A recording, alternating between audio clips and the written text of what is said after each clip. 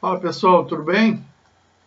Passando aqui para deixar um resumo do que foi estudado aí nesse nosso módulo de introdução bíblica que a gente está terminando e como ajuda também para o pessoal que não pôde ir na segunda-feira por vários motivos. Deixando aí um resuminho, a gente já tinha feito em aula, deixa aqui também gravado para quem também não conseguiu copiar tudo, não conseguiu anotar, possa utilizar. Tá? A nossa matéria começou a gente falando sobre o modo como a Bíblia chegou até nós, como é que a escrita chegou até nós, e a gente viu que uma das formas principais no começo da Bíblia, principalmente no Pentateuco, né, até o Pentateuco, até o momento em que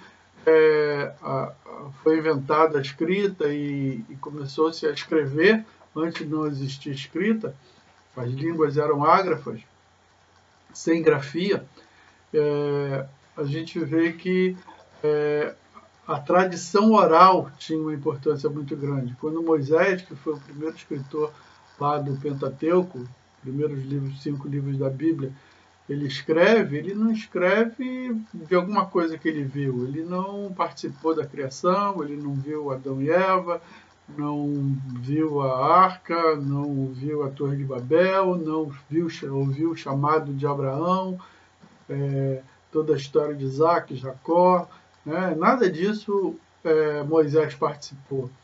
A história chega até Moisés através do pai contando para os filhos, essa tradição oral, que era muito forte no Oriente Antigo, ali na região do Oriente Antigo, e principalmente ajudado pela língua hebraica, que é uma língua muito poética, uma língua sonora, que tem uma sonoridade muito grande, e essa sonoridade ajudava também na poesia, na música, e através disso as histórias eram contadas e recontadas, e existiam pessoas específicas que eram contadores de história, que faziam com que essa história ela passasse de pai para filho com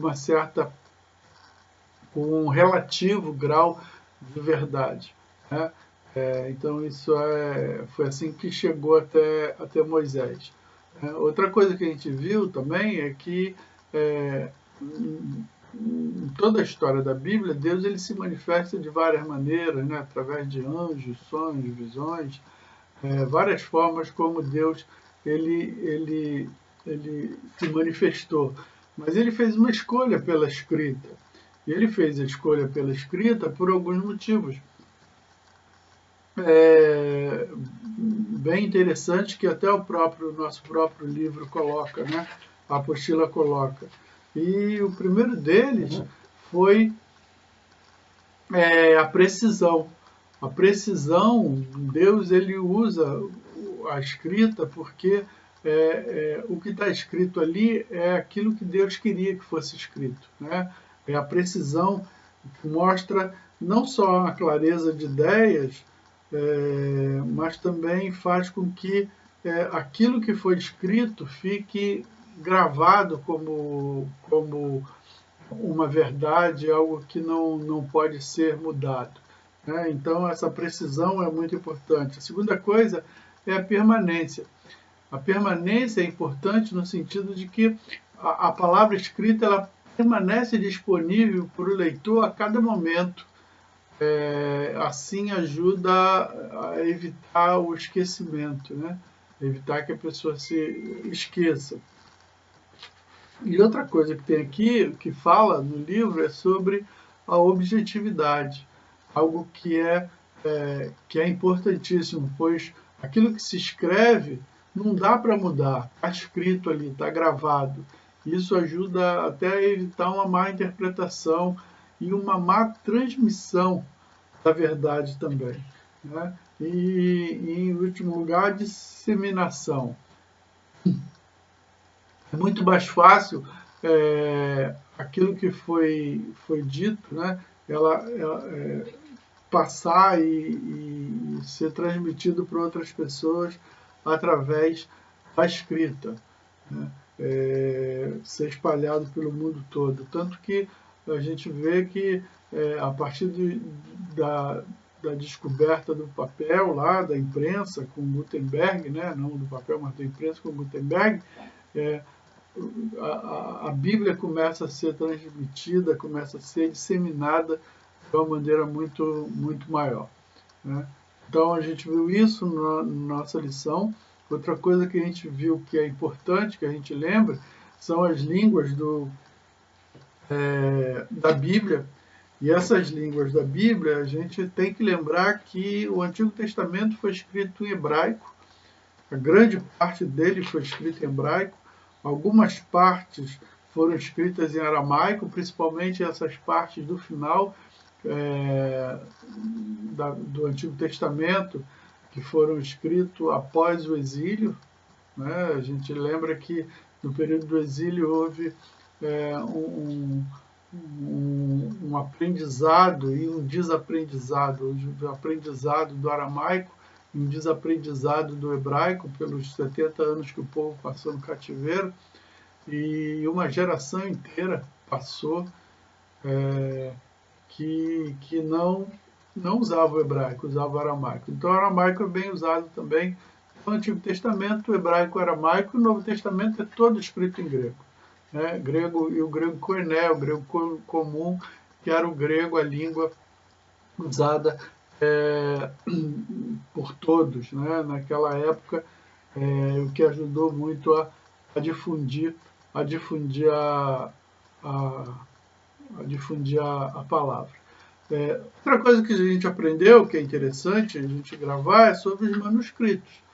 Manuscritos, a palavra manuscrito significa escrito à mão, né? E a gente tem algumas cópias desses manuscritos.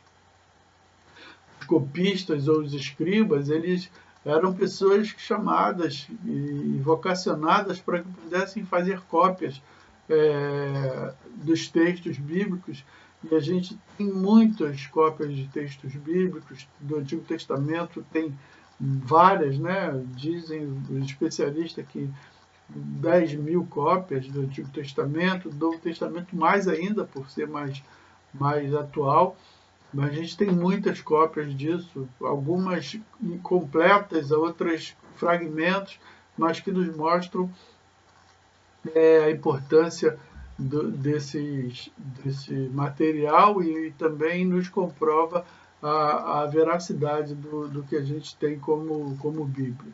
Então, os manuscritos são essas cópias da Bíblia feita à mão, e que garante essa confiabilidade até científica que a gente pode dar da Bíblia, né? A gente encontra eles de quase todos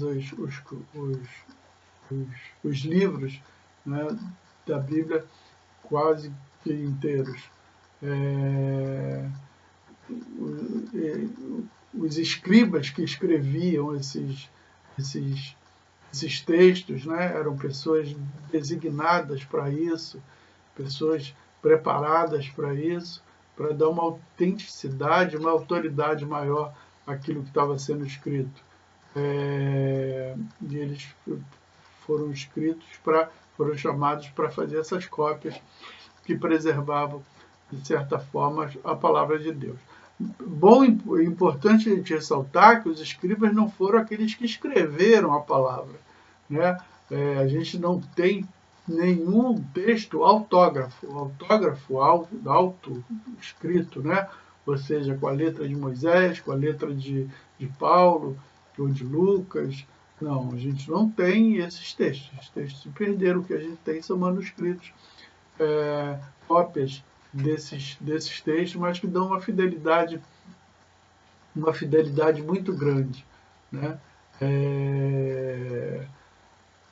Outra coisa que a gente precisa falar, que é importante, é sobre o processo de canonização que a gente viu, né? A canonização do Antigo, do Novo Testamento, e a gente viu que existem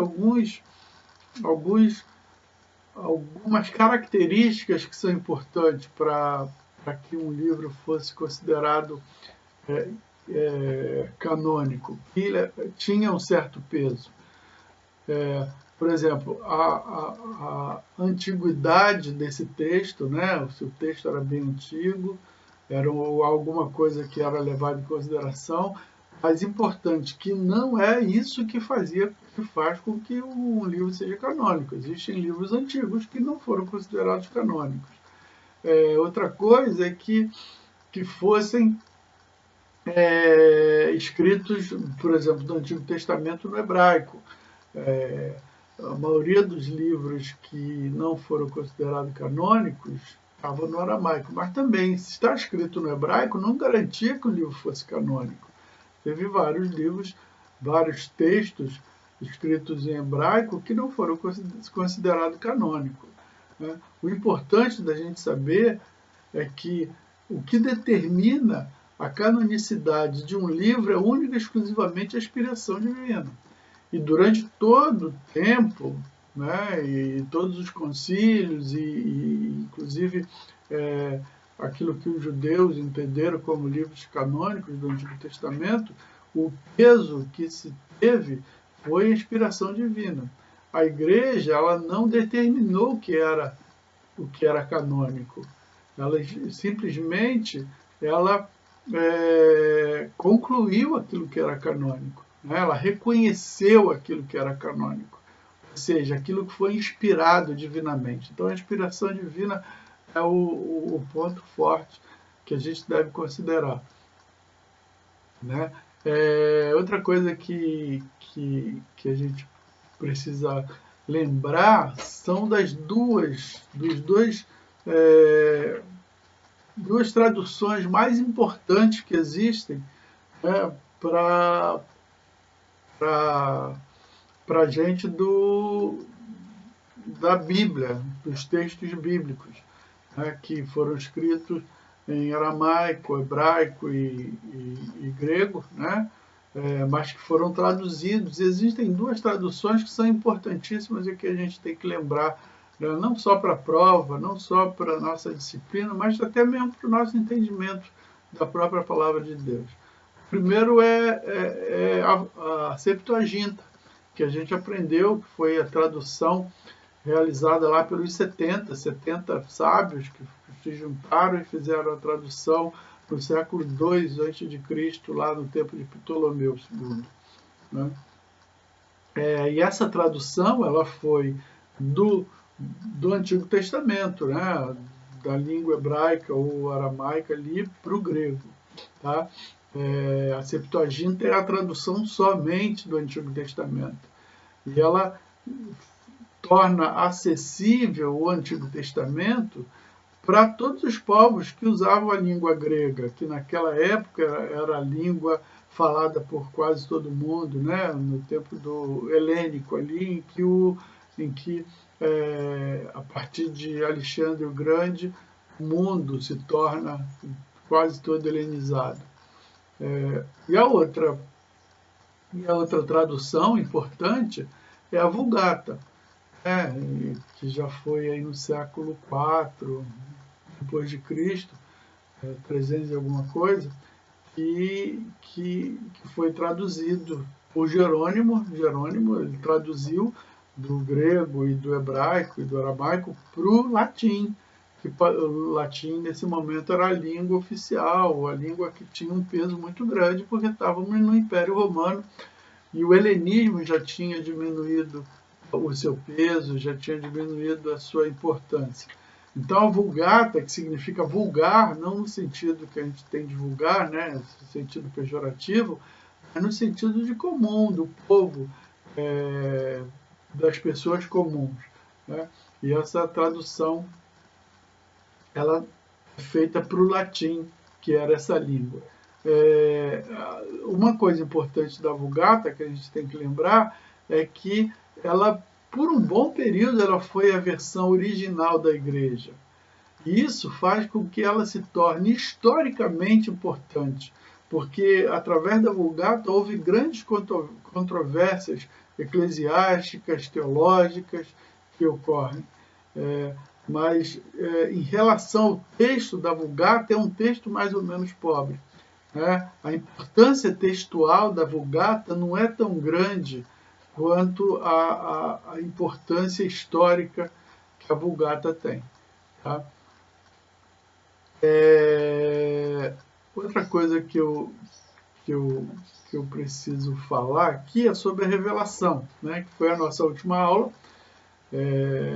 E acho que a gente precisa pontuar algumas coisas aí em relação à revelação. A gente viu que existe uma revelação geral de Deus. Essa revelação geral ela se dá através da natureza, ela se dá através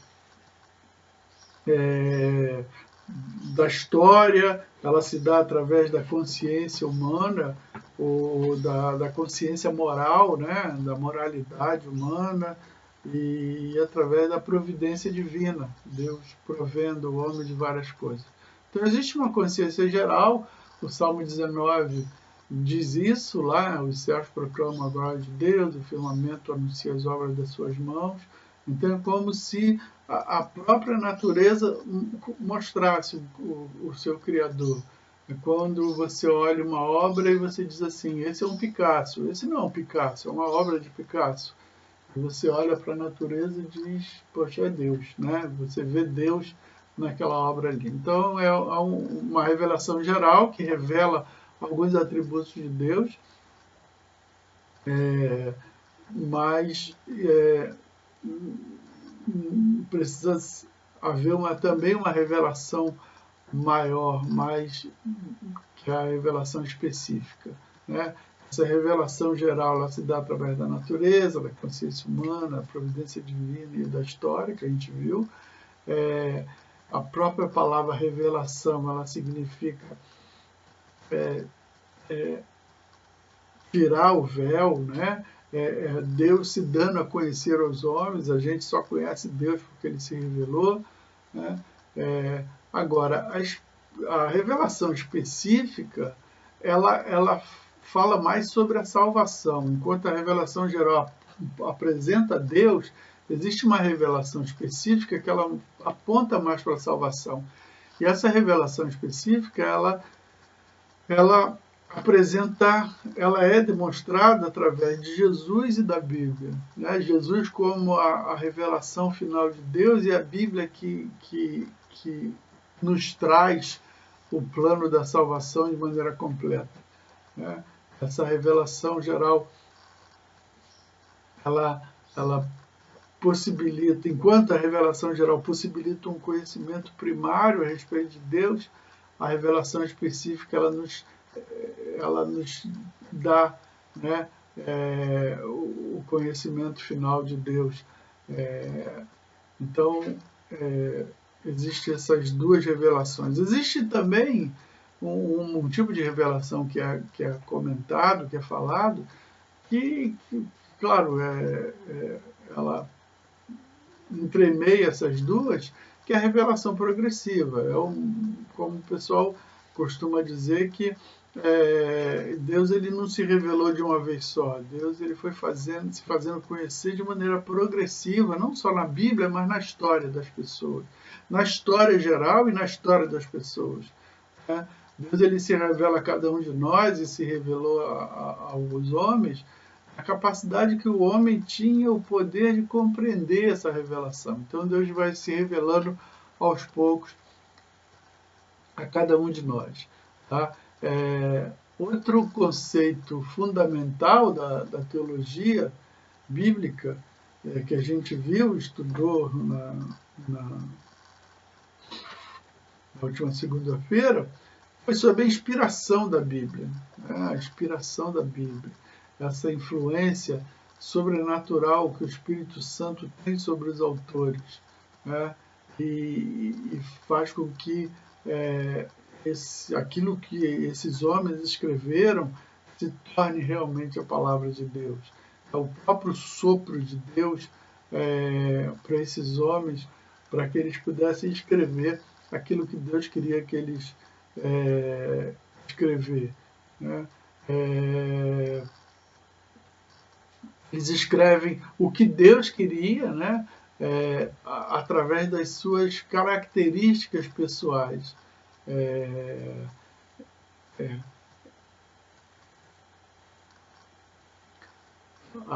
essa revelação, ela acontece, essa inspiração, ela acontece não só no pensamento geral, mas também nas palavras que Deus queria que cada uma dessas pessoas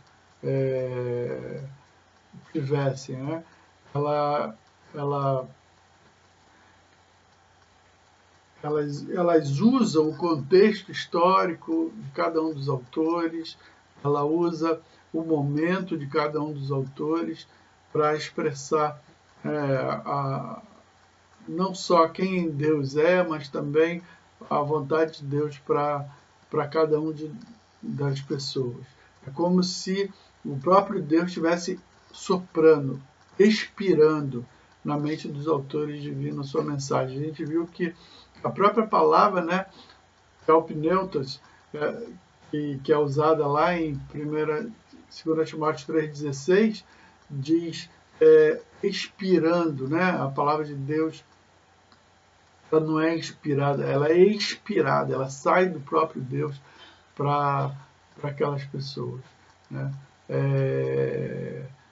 Então a gente viu isso e viu que existe o próprio Espírito Santo, ele gera duas coisas. Uma na origem, que é para poder inspirar os autores a escreverem, mas ele também trabalha como nos receptores, nas pessoas que vão ler aquela palavra, trabalha em mim, trabalha em você, na hora que a gente abre a nossa Bíblia, né, para a gente poder estudar a palavra. Então, o nome disso é iluminação.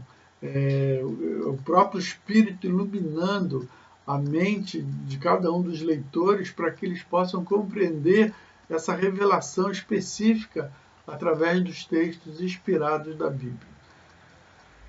A gente terminou na nossa aula e terminou o nosso curso, esse primeiro módulo, falando sobre as traduções, né, da Bíblia e sobre...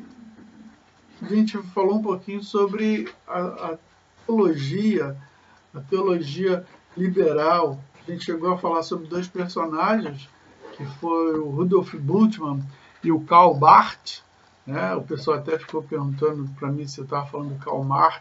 Não, não é do Karl Marx, né? O Karl Barth, um teólogo suíço. Mas a gente viu que essa teologia, a teologia principalmente do Bultmann, que era desmitificação, tirar os mitos de dentro da palavra, que era uma resposta ao liberalismo, que era uma resposta ao iluminismo, né, que gerou o liberalismo teológico. Essa fala do Bultmann, onde dizia que você precisa tirar o mito, tirar aquilo que não cabe numa mente do século XX, né? Na mente do século XX, por exemplo, alguns milagres, isso é o que o Bultmann dizia. E ele dizia que tinha que tirar todos esses mitos para que a gente pudesse ficar com a verdadeira mensagem. A gente viu na aula que, por exemplo, Bultmann dizia que Jesus não transformou a água em vinho, mas o que o texto quer dizer é que Jesus veio para que a religião sem sabor que existia, Jesus vem dar um novo sabor, que é o do vinho, algo novo, algo maravilhoso, e que Jesus não curou o cego, ele simplesmente quis mostrar que ele é a luz do mundo. Então, quando diz ali que ele curou o cego, é uma figura, é um mito. Então, isso tudo. Só que a gente viu que, e o livro bate nisso, né, que que as igrejas que adotam isso não crescem de maneira saudável, né? Que na verdade a posição ortodoxa, correta da inspiração, declara que a Bíblia é a palavra de Deus, quando alguns outros dizem que a Bíblia não é, que a Bíblia contém a palavra de Deus, né? Então é importante isso, né? Por exemplo, o livro fala sobre o Calbart e diz isso do Calbart, que a Bíblia ela não é a palavra de Deus, ela contém a palavra de Deus, e ela só contém a palavra de Deus e ela só passa a ser palavra de Deus quando o homem tem um encontro pessoal com Deus através das Escrituras. Mas isso aí é coisa para discussão em outra aula, talvez de introdução à teologia. O importante que a gente tem agora em mente é que esse tipo de doutrina, esse tipo de leitura da Bíblia não faz com que as igrejas cresçam de maneira saudável. O sobrenatural de Deus ele precisa ser entendido andando junto àquilo que é a palavra, né? Jesus diz: errai por não conhecer as Escrituras e o poder de Deus. Então a gente não pode negar esse poder de Deus e essa força do poder de Deus. Tá? Gente, é um resuminho para a prova, espero que ajude vocês, né? Vocês possam continuar o estudo de vocês, se dar bem na prova, e a gente já está ansioso aí para o novo módulo que a gente vai começar, que é o módulo de evangelho, sobre os evangelhos. Cara, tem muita coisa legal para a gente aprender sobre os evangelhos. Uma coisa que eu queria lembrar a vocês é sobre a apostila. Né? É importante que vocês façam a leitura bíblica aqui no final e que vocês realizem, façam os exercícios que tem proposto aqui. Valem alguns pontos, né? Se você fizer isso aqui tudo, pelo menos 3 pontos, você tem, a prova vale 7. Então, com mais 3 aqui, o 10, para tirar 10, precisa fazer esse exercício. Tá bom? Cara, fica na paz, estude, que Deus possa abençoar a tua vida e até a próxima, se Deus quiser.